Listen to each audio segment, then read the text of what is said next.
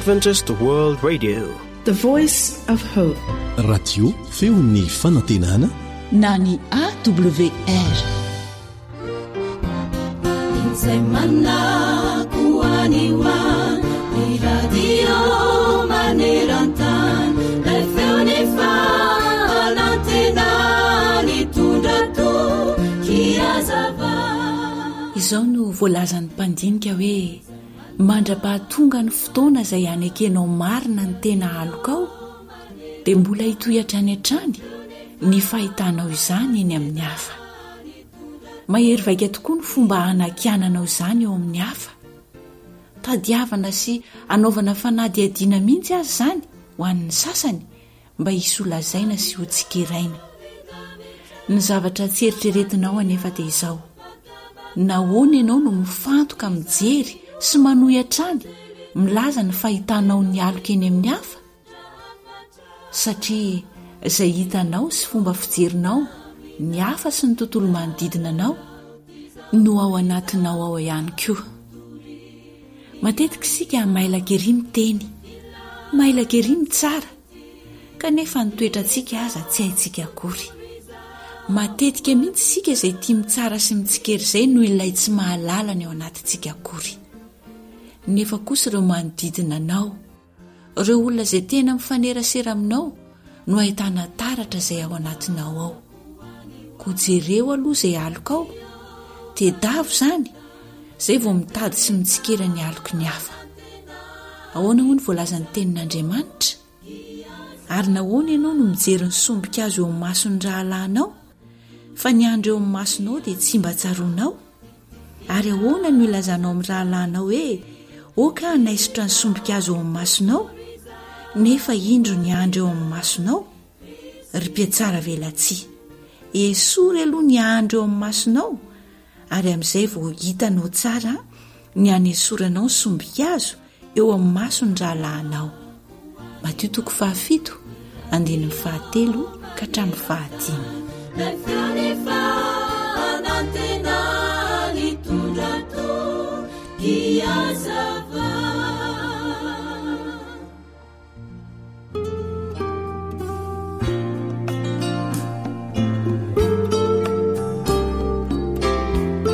Fahaiza miaina mampirindra ny fiarahamonina.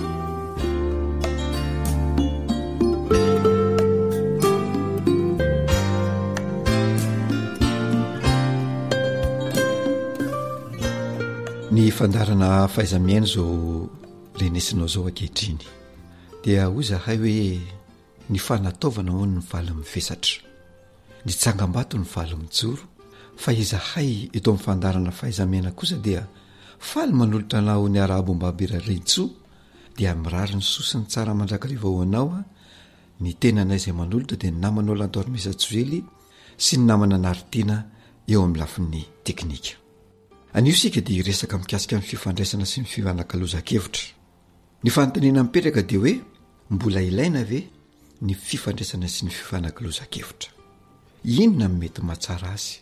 Ary inona no mety ho voka-dratsiny raha toa ka tsy misy sy tsy iainana izany fifandraisana sy ny fifanankalozan-kevitra izany?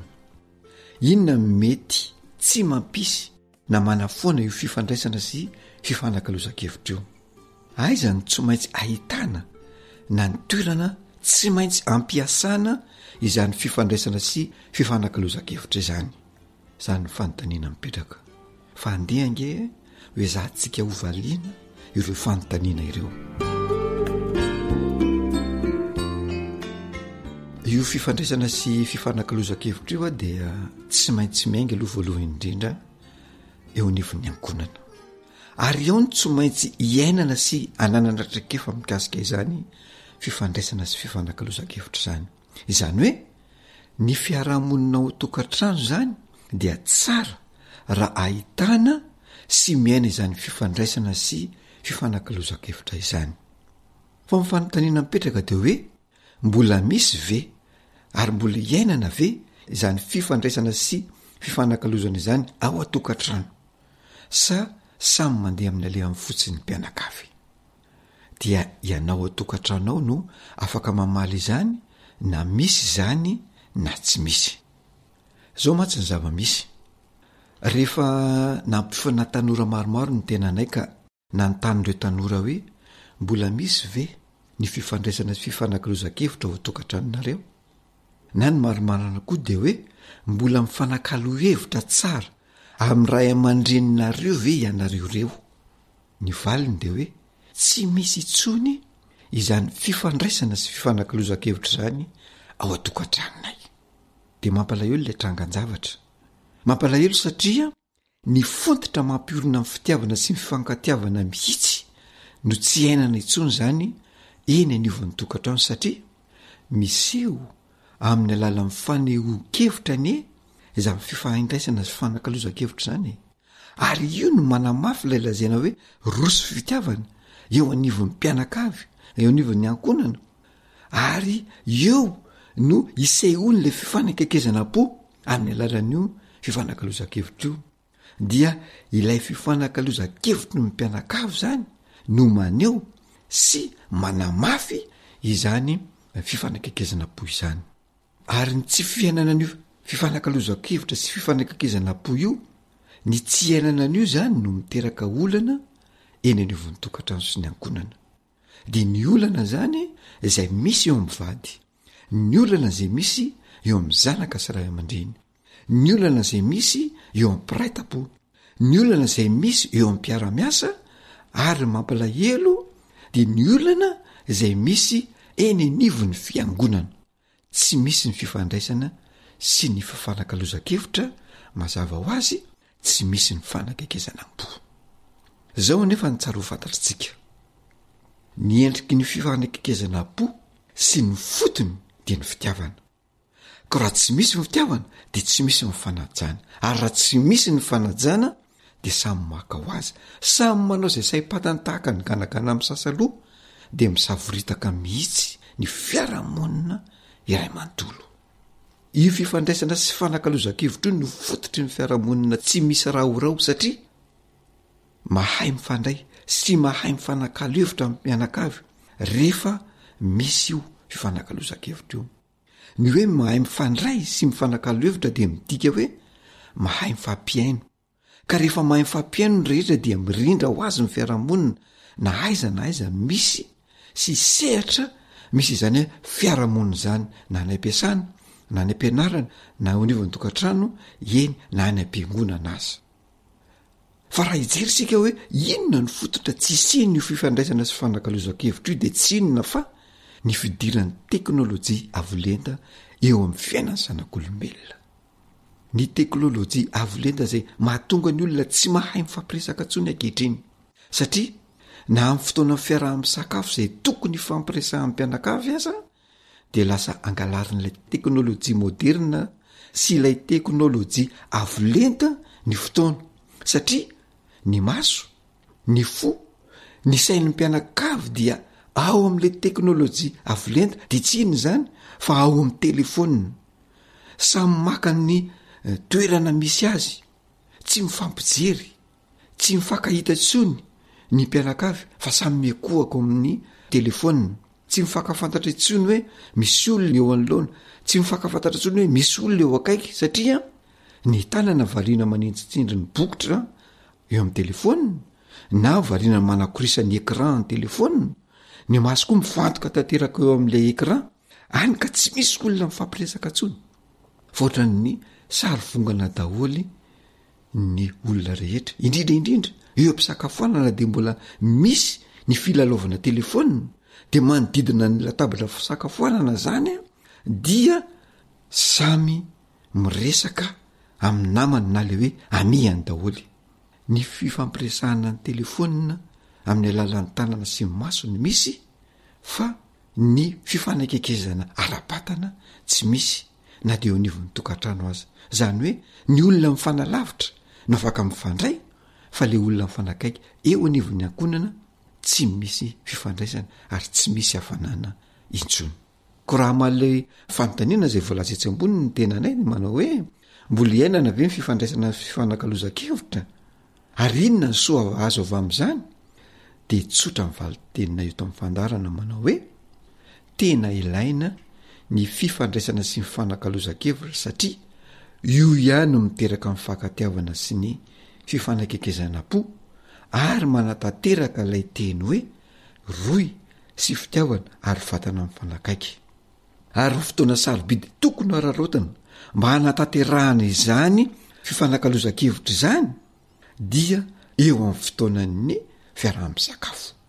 Ko raha mbola tiantsika ary ny aina amin'izany fifandraisana sy fanakalozan-kevitra izany izay miteraka fifanakekezana po dia manentana anareo, manentana amin'ny mpianakavy izahay mba hanatanteraka izany mba ho tombontsoan'ny mpianakavy indrindraindrindra, ho tombontsoan'ny ankonana ary mba hampirindra ny fiarahamonina eo anivon'ny tokantrano sy ny ankonana iray manontolo. Inoana fa samy hoti izany fifandraisana sy fifanakalozan-kevitra ary fifandraisana po izany avokoa ny mpianakavy indrindra izay mandre izao onjam-peo izao. Koa dia maniry ianareo izahay samy no fampiarana ary aroto ny fotoana fiaraha-misakafo mba hanatanterahana izany dia hipetraka ho azy ny fifandraisana, fifanakalozan-kevitra ary hifanakaika-po, hifandray am-po ny mpianakavy.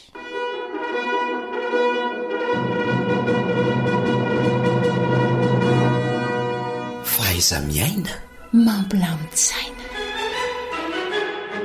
Dia izay indray ary no masakazona roso tamin'ity androany ity mametraka no mandra-pioana ho amin'ny manaraka indray raha sitrapon'Andriamanitra dia samia ho tahiny ny tompo avokoa isika rehetra.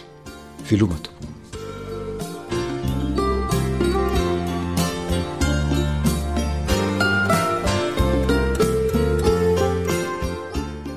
AWR mitondra fanantenana isan'andro ho anao. Sambatra ny olony izay mitoetra eo anilanao Andriamanitro, feno famindrampo fiadanana fifaliana. Sambatra isika satria ilay tsito no manome hasambarana, fahasoavana sy famarinana zay ilay fitiavana. Antokopira ambondina lakaloatra eo anilanao Andriamanitro, feno famindrampo fiadanana fifaliana. Sambatra isika satria ilay tsito no manome hasambarana, fahasoavana sy famarinana zay ilay fitiavana. Dawarisika mba hiarady, mba hitoetra ny tompo-dory, fa Andriamanitra tsy mba mandafy zay ilay fitiavana.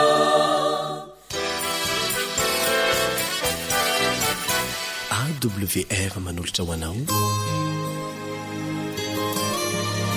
feo ny fanantenana.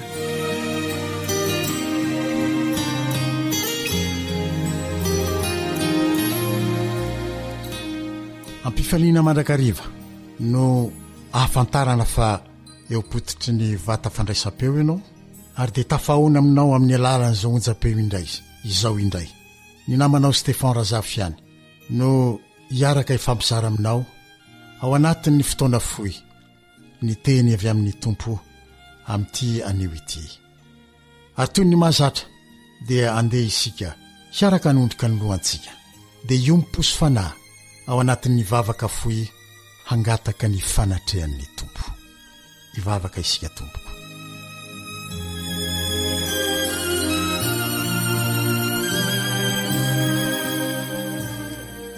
Rainay izay any an-danitra amin'ny alalan'i Jesosy Kristy zanakao manatona anao indray izay ankehitriny. Mino fa noho ny rano dia navelanao ny elokay rehetra ary nomenao anay ny fanahinao, koa dia asahy manatona anao izay.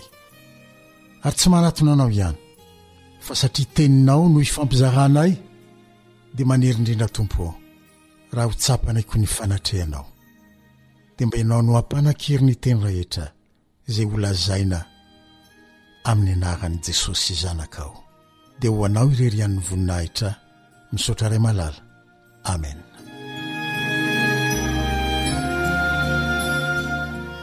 ao amin'ny apokalipsy bokyny apokalipsy toko faharoa amby roapolo andininy fahenina ambin'ny folo apokalipsy toko faharoa amby roapolo andininy fahenina ambin'ny folo dia lazay ny soratra masina fa Jesosy ilay kitana mamirapiratra fitarikandro ary toy izao ihany koa no ilazan'ny baiboly an' Jesosy ao amin'ny Malaki toko fahatelo andininy faharoapolo Malaki toko fahatelo andininy faharoapolo manao hoe ary iposaka aminareo izay matahotra ny anarako ny masoandro ny fahamarinana manana fanasitranana ao amin'ny tanany. Jesosy no ilay kitana mamirapiratra fitarikandro milaza aminao fa nalava aza ny alina dia ho avy ny maraina vaovao ary mbola izy ihany koa no ilay masoandro ny fahamarinana manasitrana ny fery sy ny ratram-porehetra ary mitondra hafanana sy fiainana vaovao ho an'izao tontolo izao. Ao amin'ny Jaona toko voalohany andininy fahasivy Jaona toko voalohany andininy fahasivy dia lazainy baiboly ihany fa Jesosy no ilay tena mazava tonga tsy tapaka amin'izao tontolo izao ary manazava ny olona rehetra. Fa ao amin'ny Genesis toko faharoa andininy voalohany hatramin'ny fahatelo tamin'ny andro fahafito rehefa vita ny asa famoronana rehetra izay nataon'Andriamanitra ary hitany fa tsara indrindra zany asany izany dia tsy niteny intsony izy Andriamanitra io nanao hoe dia nisy hariva ary nisy mahaina fa nitsahatra niaraka tamin'ireo zavaboariny rehetra no nataon'Andriamanitra sy nanamasina ny andro fahafito ho tsangam-bato famantarana mandrakizay fa izy no namorona ireo zavatra tsara indrindra rehetra ireo. Ho avy koa ny maraina zay tsy ho tongiasan'ny hariva intsony ary ho andro tsara indrindra mandrakizay miaraka amin'Andriamanitra mpamorona no santarintsika amin'izay fotoana izay. Toy izao ny ilazany ny mpaminany Isaia izany andro izany ao ny boky nosoratany Isaia toko faha-raika amby roapolo andininy faha-raika ambin'ny folo sy ny roa amby folo Isaia toko faha-raika amby roapolo andininy ndraiky amby folo sy roa amby folo manao hoe ry mpiambonô toy ilinalina moa izao ry mpiambonô toy ilinalina moa izao dia hoy ny mpiambony avy ny maraina avy koa ny alina raha mbola tany ianareo dia manontany ihany ka avy miverena.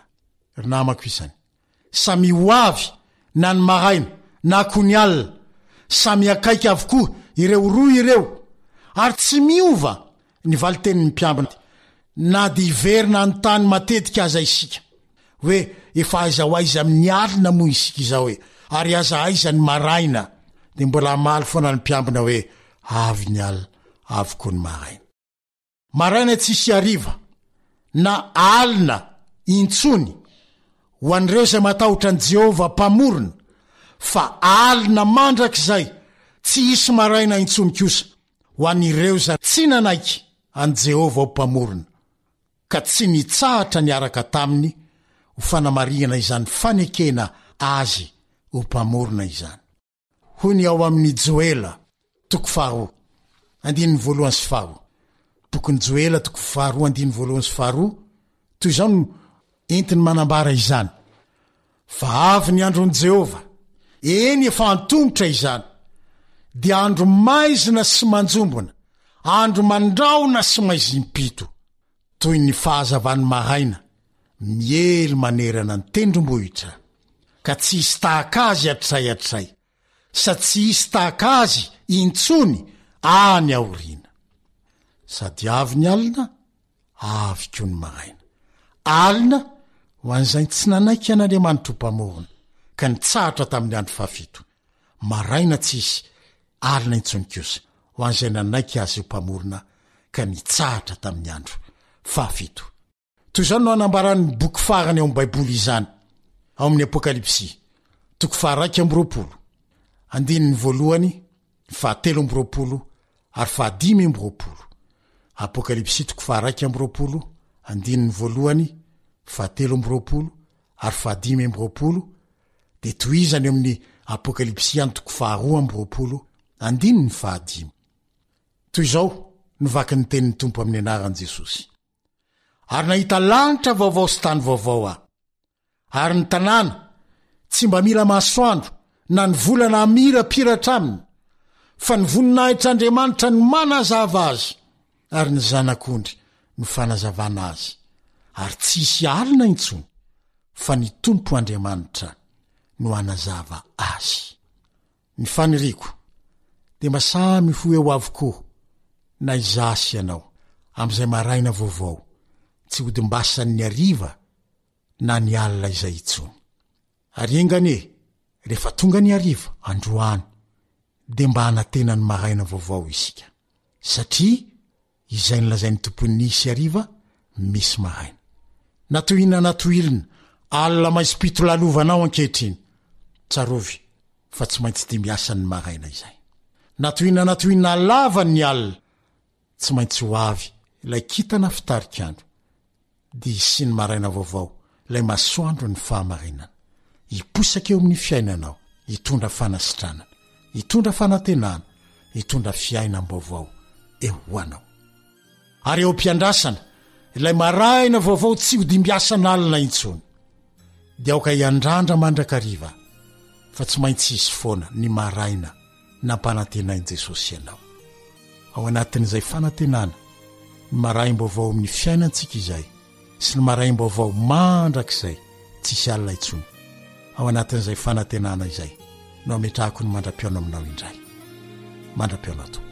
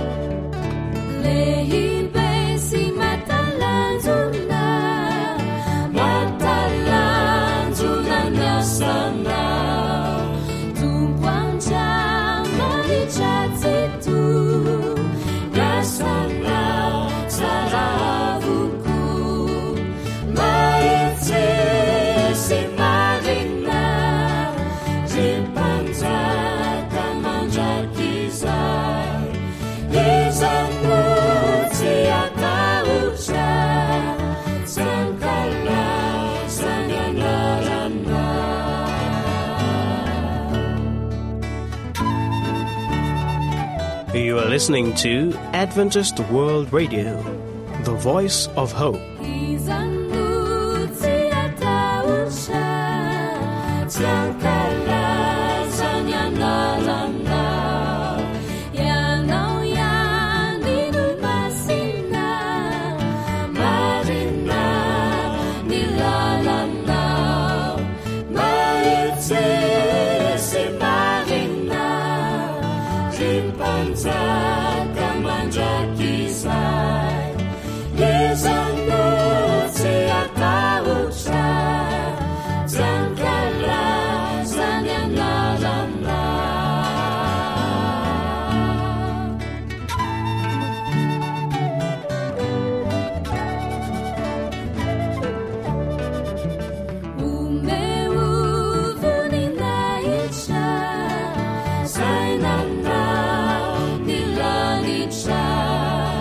Menjika yang ku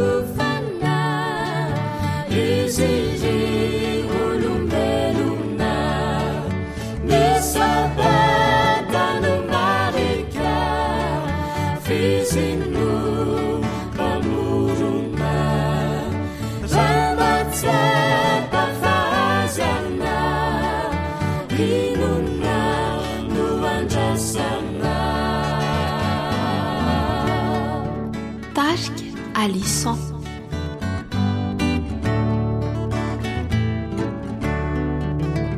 Isabatano marika fizino pamorona ramatsapa fahaziana inona no andrasana isabatano marika fizino pamorona ramatsapa fahaziana inona no andrasana inona no andrasana.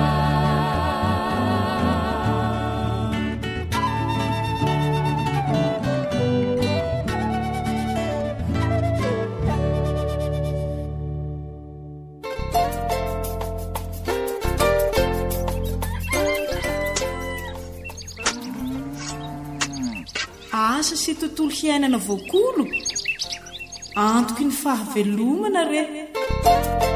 Fandaharana vokarin'ny radio feo ny fanantenana miaraka amin'ny nadiomady. Iarahanao amin'ny Ramatora Zoelosoa ny Irina Honore, teknisianina pikaroka momba ny fambolena ara-bojanahary.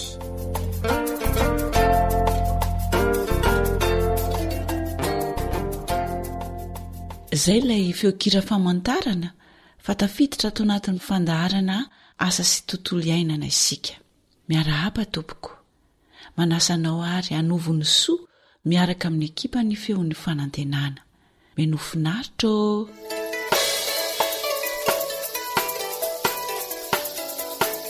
Rehefa atao dia ataovy tsara hatramin'ny farany. Tantara no soratan'ny Vanjaniaina, andrenesana ho an'ny Nartiny sy Samina.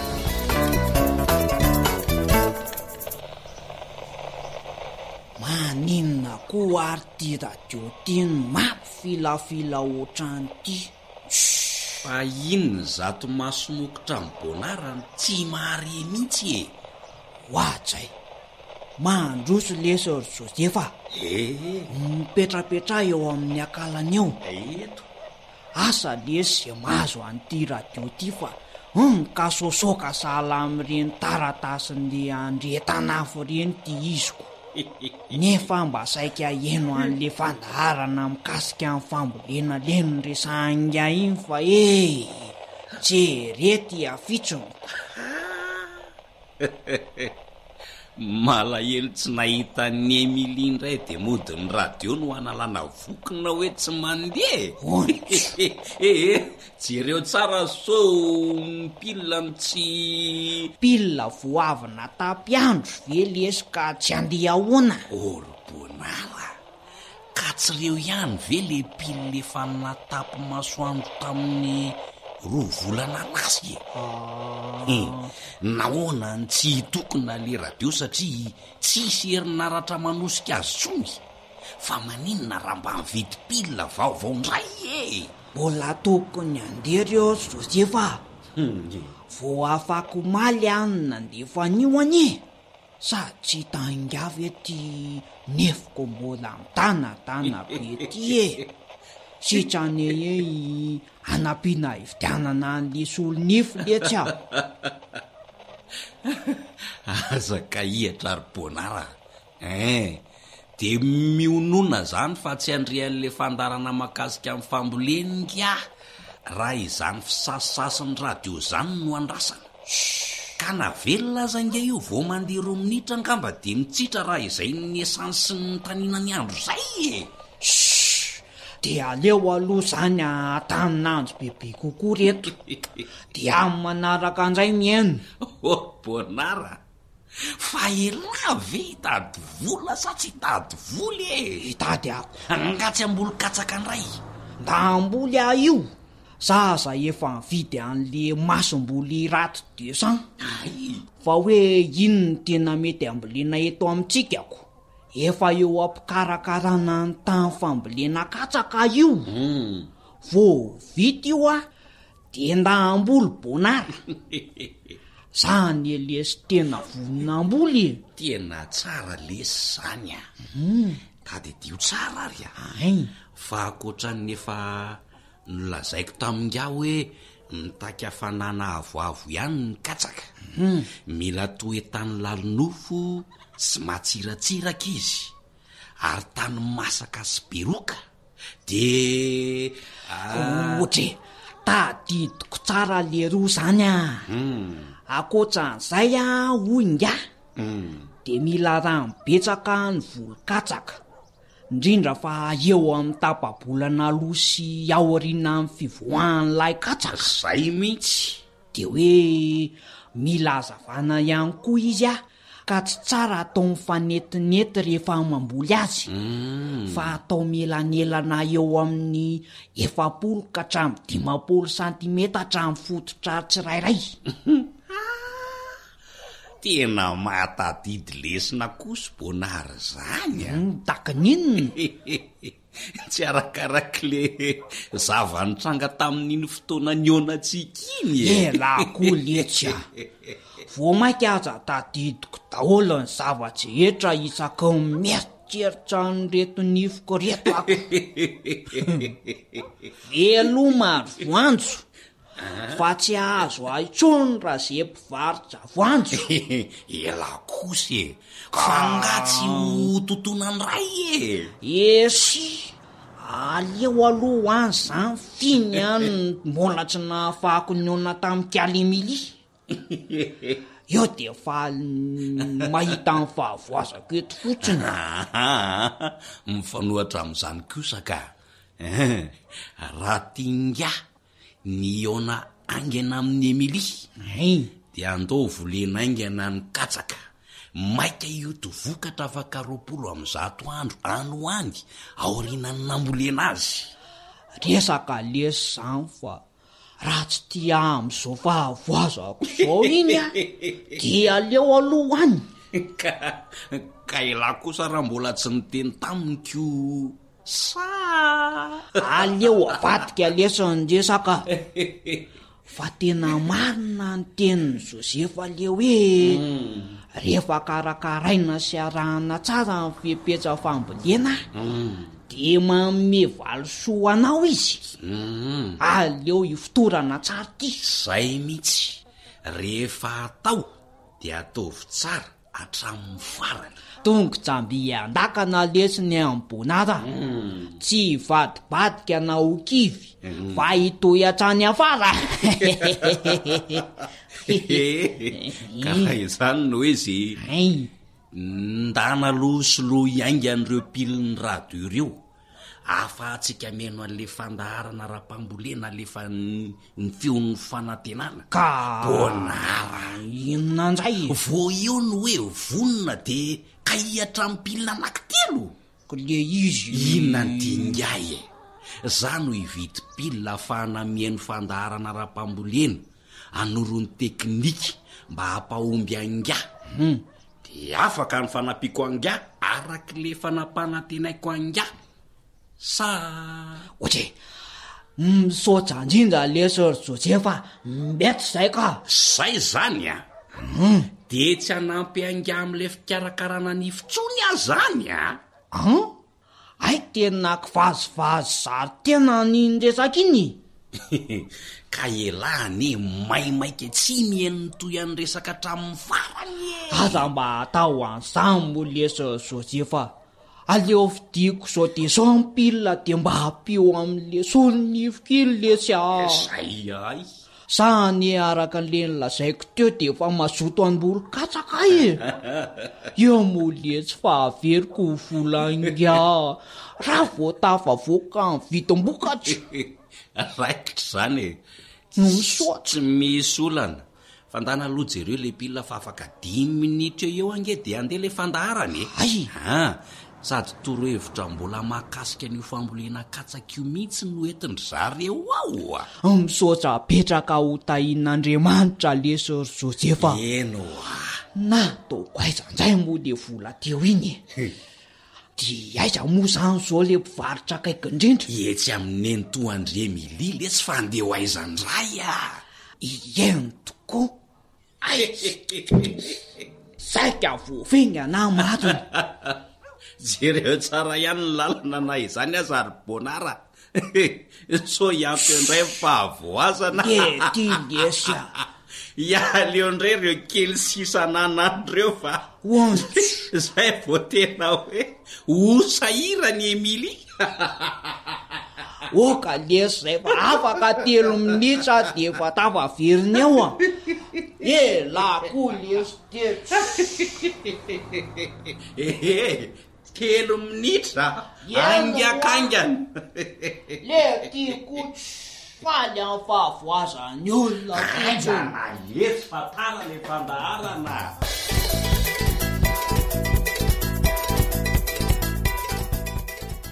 dia faly tafaraka aminao hatrany zahay madamy Nirina ary misaotra anao indrindra nanokana fotoana izaranao ny mahasoa ho an'ny mpiaino antsika momba ireo teknika fambolena katsaka.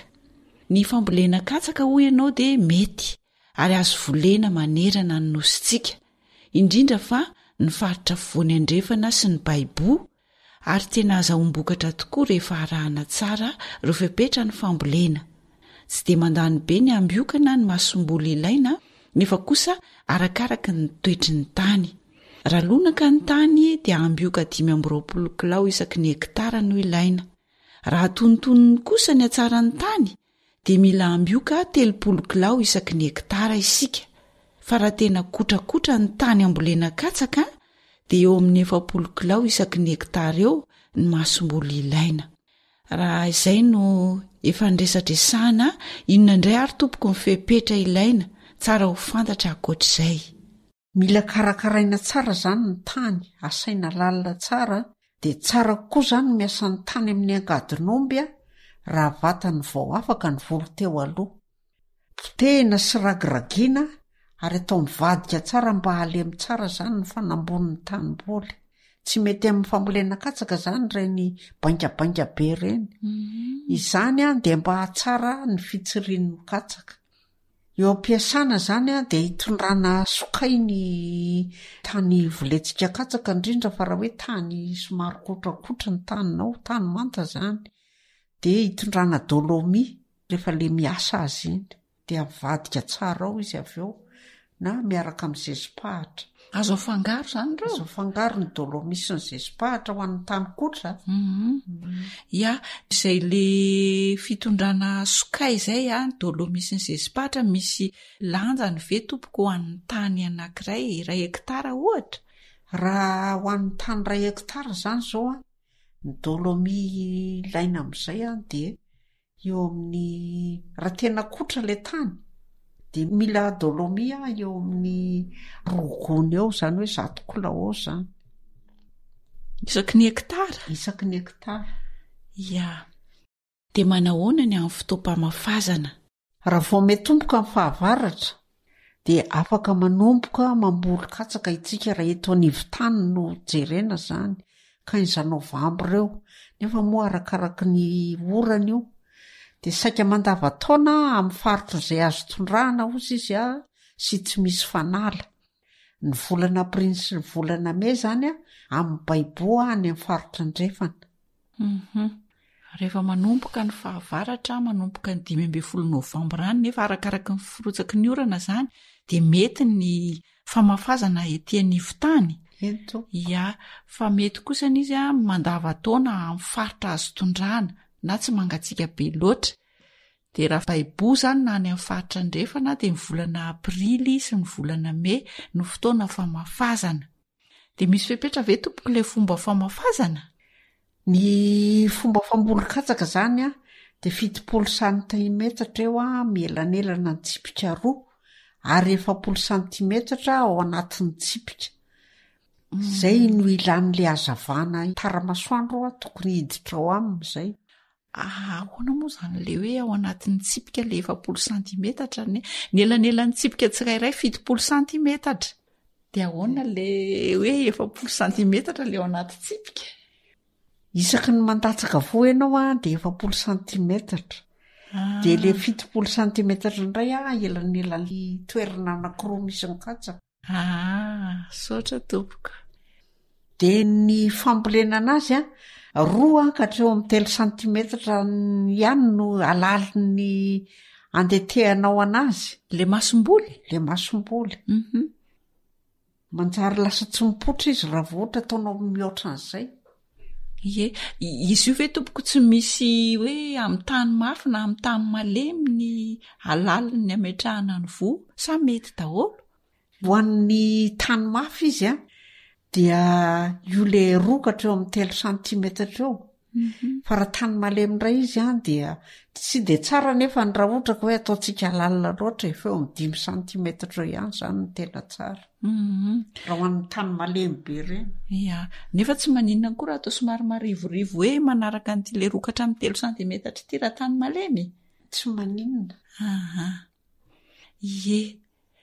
mila zezika ve tompoko ny fambolena katsaka mila ny katsaka fa izy zany tsy de mila zezika be deabe loatra ny fambolenana azy karazana zezika inona ny mety ny tena tsara aloha de ny komposta ihany zany ny aporisihako atsika satria raha zezipahatra zao no ataonao de atratra ny amin'ny 20 ka hatramin'ny 30 taona isaky ny hektara ny zezipahatra ataonao de nefa raha komposta ny ataonao de eo amin'ny 10 taona eo ihany de efa ampy amin'ny 3 hektara de aloha zany komposta ny tena tsara ny komposta atao fa iny sady tsara ny vokatra no tsy mandany be ianao de teneniko hatrany zany hoe mampirisika atsika hatrany zany andraraka dolomi mba tsy arikivy ny tany ny fatra zany ilaina amin'le dolomi de eo amin'ny 500 kilao hatreo amin'ny 2 taona isaky ny hektara ny fatrany de tsara ho fantatra ihany koa zany fa ny katsaka dia mila azota betsaka no zany ny fanomezana azy zany alokelin'ny voan'ny babiny zany mahatsara ny babiny ka izay ny aporisihako atsika hoe le ranonjezika aza adiny mihitsy ny manisy ranonjezika ny voly 12 andro aorinan'ny ambolena azy mety misy fatrany ve ny tena idealiny ty ranonjezika ty amin'ny fambolena katsaka ny ranonjezika moa zany de fanampinjezika izy io de rehefa avy manondraka iny ianao de tsara zany manao an'le ranonjezika zany hoe manampy ranonjezika tsy de hita loatra moa zany ny tena fatrany fa somary arahanao an'ny ranonjezika fotsiny izy rehefa avy manondraka ianao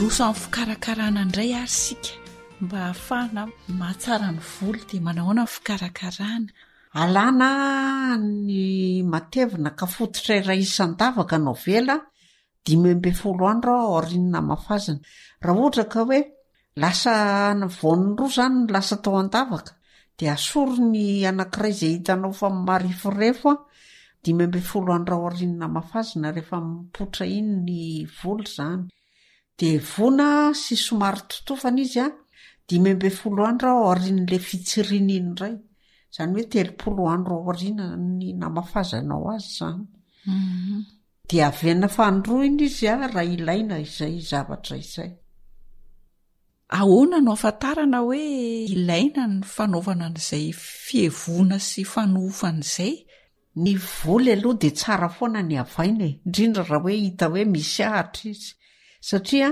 hoan'ny ahatra ny zezika fa tsy lasa hoann'le voly noho izany de tsy tsara zany ny mahita ahatra eny amin'ny voly amboletsika fa ny voly ny tokony sitraka ny zezika zay avavitsika eo manana fahavalo ve tompoko ny katsaka tena manana ny katsaka ka ny fanasiana fanafody ny ambiko melohan'ny ambolena azy toy ny fanaovantsika amin'ny vary soza sy ny volomaro hafa samy hafa reny vaventy vo reny de ilaina foana zany manisy an'le ranomena sy ny ranombary marihatra amin'ny voly alohan'ny andatsahantsika azy ao tanimboly ny fanafody mora sanatria zany ka tratry ny aretina de reny fanafody efa netitsika ho an'ny mpiaino reny ny fanafody ara-bojana ary reny ihany no arahantsika fa le kalandrie mpambolena kalandrie manaraka ny dia amin'ny volana iny aza tsinontsiny avintsika mihitsy satria miankina amin'iny ny ain'ny zavatra zay volentsika ao de zay tokony ho vovolondray andro ihany no asiana n'le fanafody ranomena sy ranombary a zay tsy adinontsika zay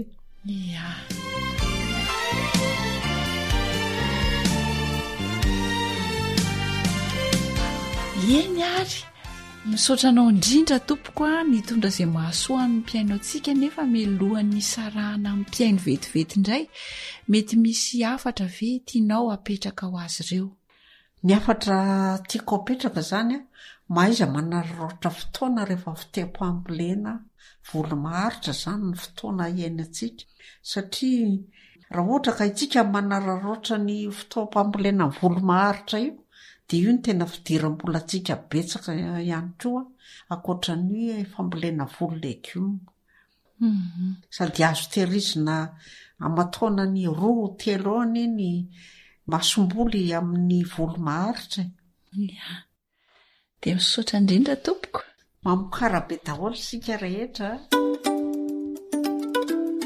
ry mpamboly fidiram-bola tsara ny volo-katsaka ary ao rehefa petra ny fambolena azy ajao ny hafanana tian'ny katsaka ny toetry ny tany sy ny rano ary ny hazavana ilainy masom-boly voafantina ampiasaina ajao ireo fitaopamafazana ho fiarovana ny ain'ny voly dia hita fahombiazana ianao ka azo vokatra tsara sy betsaka zay no masaka azona roso anao teto androany mahay sary manararoatra ny fitoam-pambolena ny volo maharitra dia arao tsara ny fepetra satria aza ombola tsara tokoa ny vokatra katsaka rehefa miakatra hatreto ihany koa aloha ny androany namanao fanjaniaina niaraka tamin'ny teknisianina samina nanolotra ny fandaharana asa sy tontolo iainana ho anao teto tompona andraikitra ny fandaharana Elion Ndre Mitansoa hita asy ianao any ilay raintsika ao an-danitrao mandrapitafo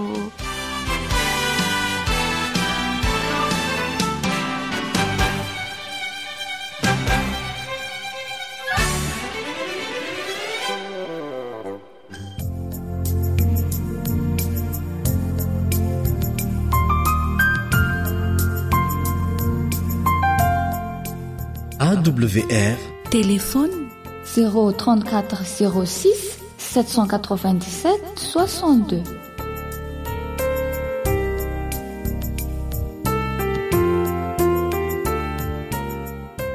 akoatra ny fiainoana amin'ny alalan'ni podcast dia azonao atao ny miaino ny fandaran'ny AWR sampana teny malagasy amin'ny alalan'ni Facebook isanandro amin'ity pejy ity AWR feon'ny fanantenana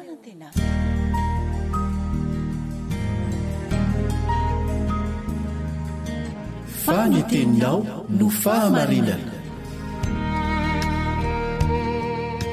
taridalana manokana fianarana baiboly avoaka ny fiangonana advantista maneran-tany iarahanao amin'ny radio feon'ny fanantenana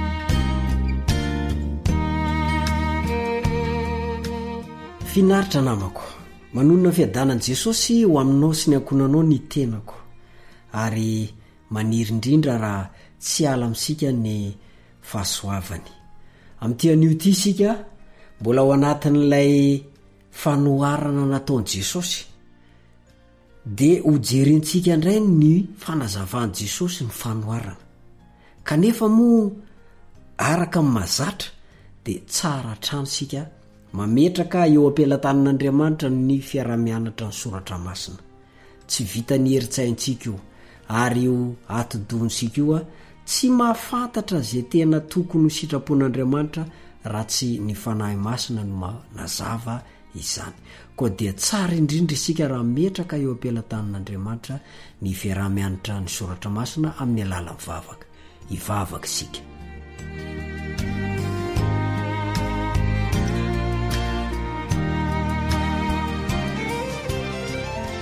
ry rainay izay any an-danitro rainay amin'ny alalan'i Jesosy Kristy ianao sotra fa afaka miona indray zay amin'ity anio ity mamela ny heloko anao ary mamindra fo amin'ny mampanota tsy tanteraka dia okanao tsy hijery an'izany tsy fombiazako izany fa jereo kosa ilay avitra nataon'i Jesosy Kristy teo amin'ny hazo fijaliana fa manaiky an'izany aho ary mety izy ianao hatonga ahy ho tena fiasana ho mahomby eo ampelantananao.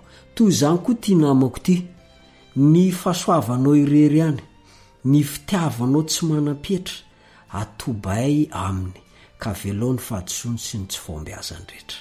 Amin'ny anaran'i Jesosy ny angatana izany miaraka amin'ny fanomezana ny fanahinao masina. Amen.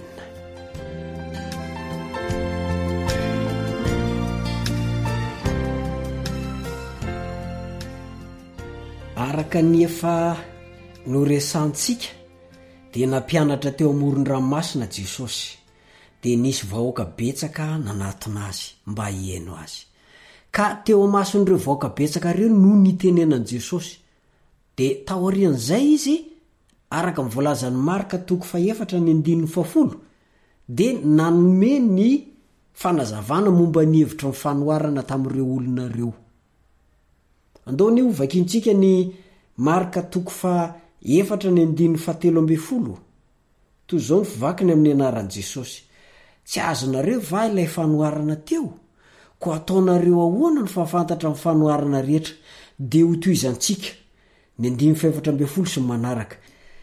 Ny mpamafy dia mamafy ny teny, ary reto no ilay teo amoron-dalana dia izay amafazana ny teny, fa rehefa nandre izy dia avy miaraka amin'izay Satana ka manaisitra ny teny izay nafafy tao aminy.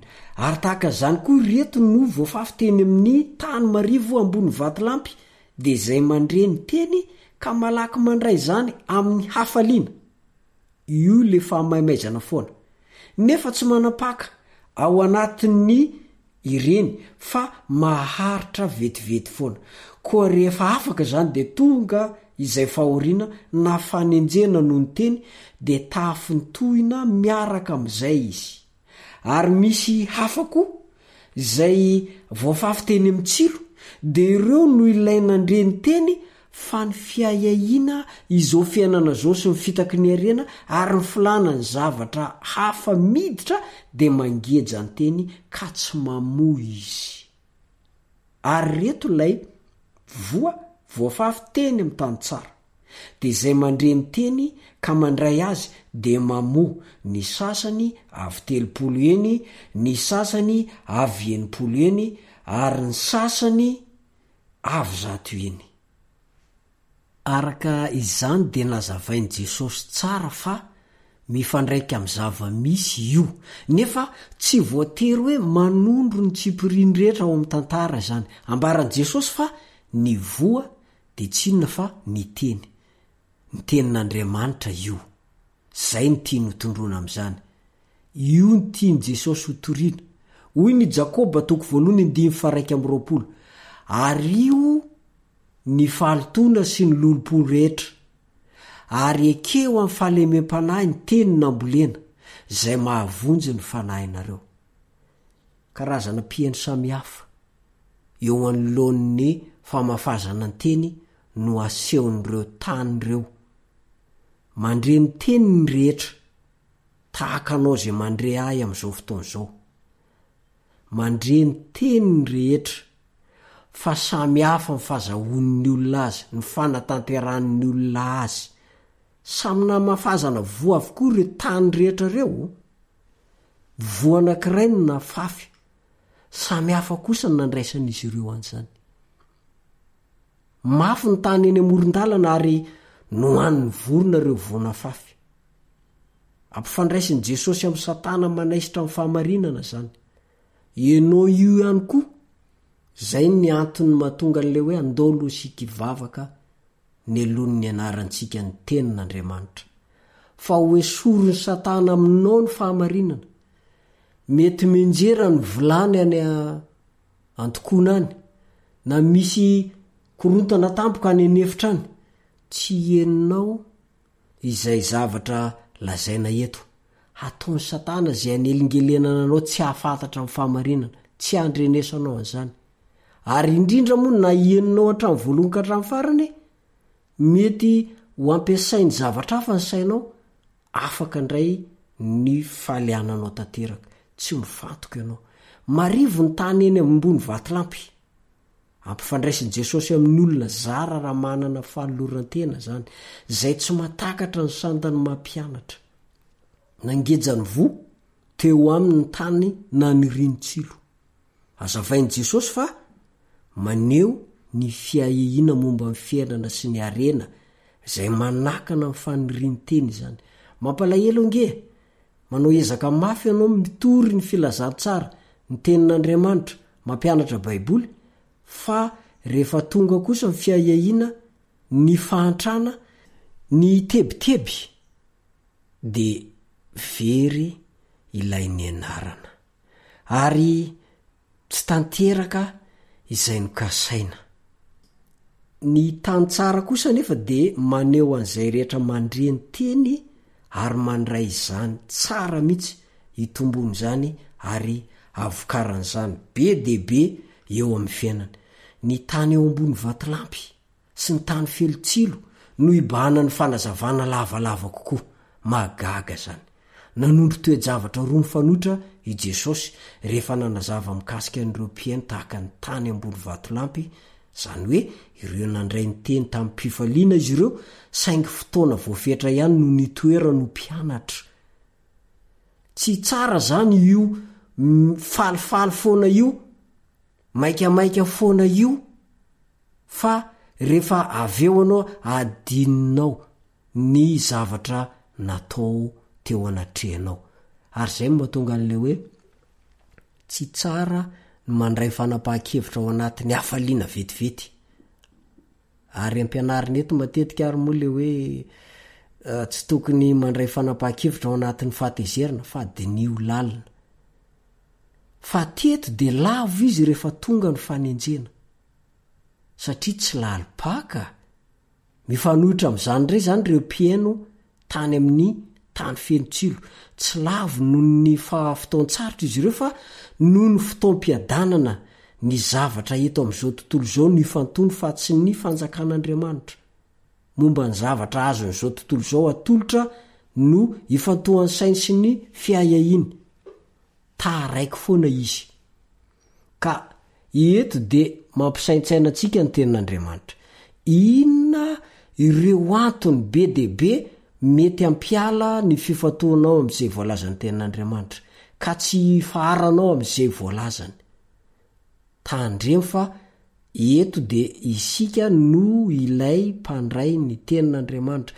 isika ireo karazana tany reo sao sanatria ianao le tany amoron-dalana na le ambony vatolampy na le fenotsilo mety isoko miadalana ny fisehon'izany ka mety tsy ho tsapa inona ary zany no safidy azonao tao mba hisiany fanovana raha ilaina zany aoka tsy mpiaino fotsiny ihany zay zavatra iarahantsika mianatra eto fa tena ho mpakato ho mpampiatra mihitsy eo amin'ny fiainana fa rehefa ho avy Jesosy araka ny voalazany hoe ho avy ny fanjakan'Andriamanitra dia anisan'ny olombonjena ianao raha ohatra ka nankato hatreo ny fiarako aminao tamin'ity anio ity misaotra ny teknisianina Nartina nampita amin'ny feo ho any amintsika tsirairay avy manome fotoananao indray ho amin'ny manaraka namako veloma tompoko